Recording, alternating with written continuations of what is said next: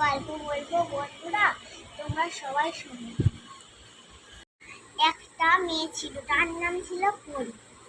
ওই পরি বলে মেয়েটা একদিন তাদের বন্ধুদের সঙ্গে একটুখানি লুকোচুরি খেলছিল।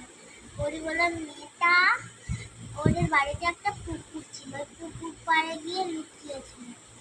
আর চোর হয়েছিল পরির দিদি তুলি বলে একটা মেয়ে। ও খুঁজবে সবাইকে, খুঁজেছে কটা বন্ধুরা, পরে পরীকে খুঁজে গেছে। পরীকে খোঁজার আগে একটা সাপ এসে পরি বলে মেয়েটাকে কামড়ে দিয়েছে।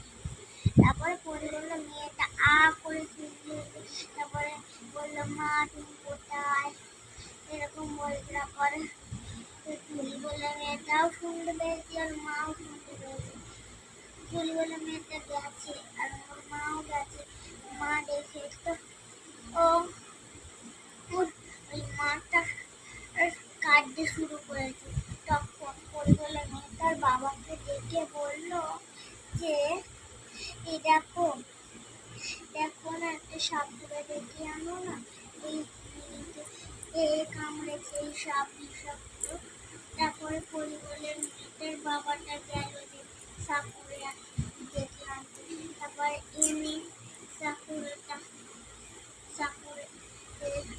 বাজাতে লাগলো। তারপরে সাপটা এসে তুলে নিয়ে গেল। তারপরে গল্প শেষ।